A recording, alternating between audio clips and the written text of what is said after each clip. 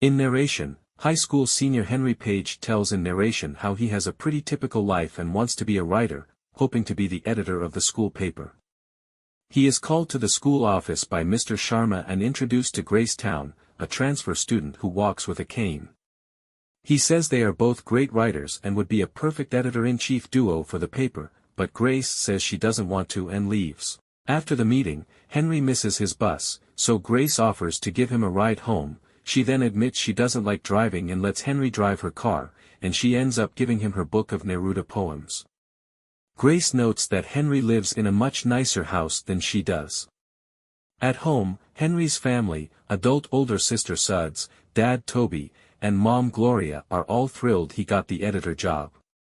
Mr. Sharma reveals to Henry that something changed Grace's mind and she is joining the paper. He tells them they need to come up with a theme for the paper's final issue.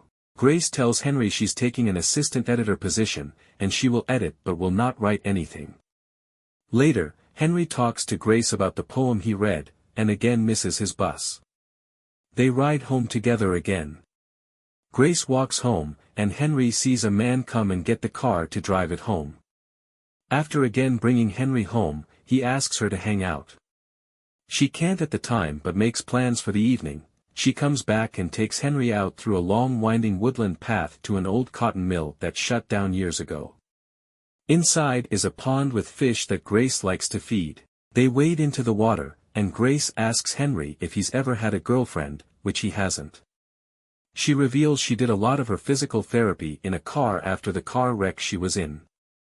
When Henry asks her more questions, she says she has to get going and asks if he can find his way home.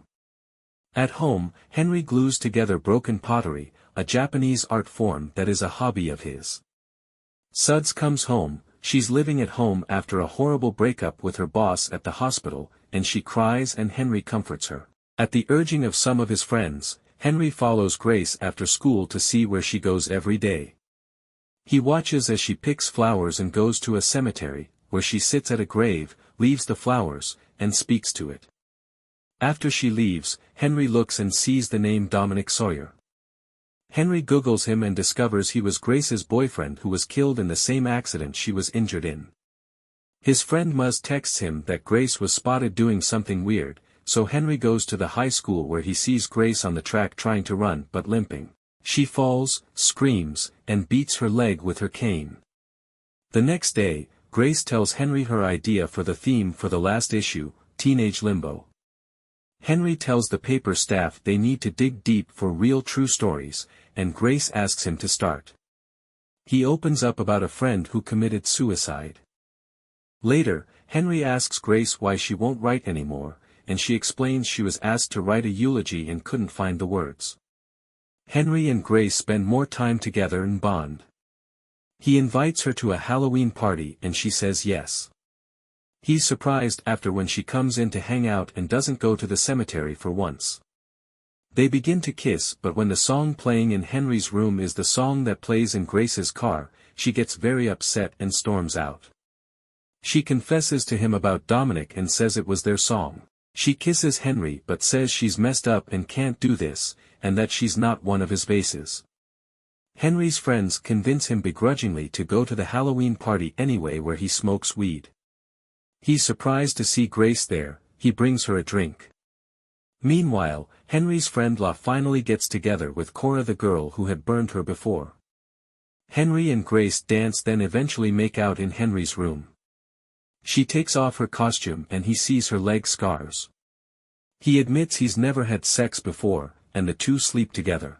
The next morning, Grace wakes up and begins crying, startling Henry, who leaves her a panicked voicemail. But she responds that she thought it was cute, and finally drives her car herself to come pick him up. She takes him Dominic's memorial site, where she tells Henry she needed him to come with her for support. She puts her necklace Dominic gave her on the memorial, and tells Henry she wants to move on. She begins brightening up, finally eating with the school paper crew at lunch and fully dating Henry. One day at home a different car is in Grace's driveway. She tells Henry to stay outside and goes in. Shortly after, a woman runs out, gets in the car, and drives out in a hurry, backing over the garbage cans on the way out. Henry asks Grace if that was her mom, but she says it doesn't matter. When he presses her, she snaps back at him to stop trying to fix her.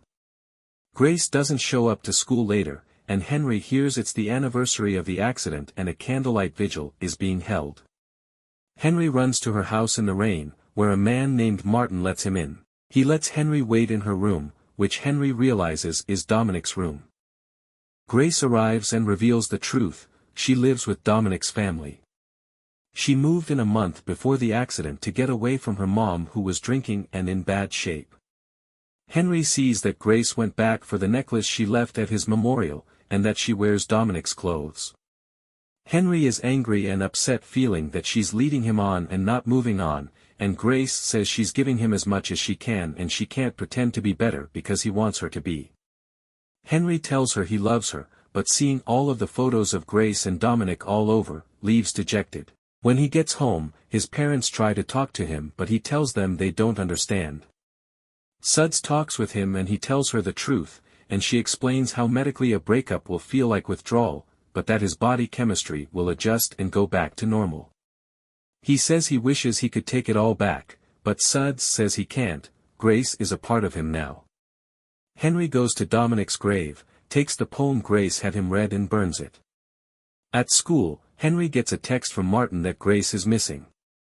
Henry races to the secret pond and finds Grace sobbing in the water. She calls Henry Dominic and says over and over that it should have been her, that the accident was her fault and she shouldn't have been teasing him, she just wanted to make him laugh. Henry says it's okay and hugs her.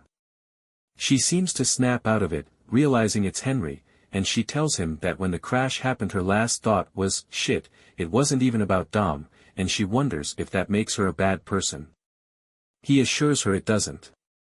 She asks what Dom's last thought was, and Henry says it was of her. Grace takes a collection of her Dominic belongings and drops them into the pond, then strips her dress off, explaining she was going to marry Dominic in it, and Henry takes her home.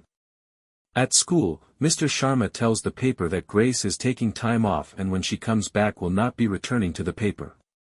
Grace eventually returns to school, but he stays away from her. For his final essay for the paper, Henry says that every person has felt the loneliness and scariness of being a teenager. He says that scars are not a sign of what has been broken, but rather what has been created. On the last day of school, Grace and Henry finally talk about their future plans. He's going to Bennington, and she's taking a year off to continue therapy. She says she needs to find her words again, and he assures her she will. She tells him he's extraordinary and kisses him on the cheek, and they hug goodbye. She slips something into his pocket. He checks his pocket and finds the poem he burned put back together, exactly like he does with his vases. He leaves school, missing the bus, but his friends ditch the bus to walk home with him one last time.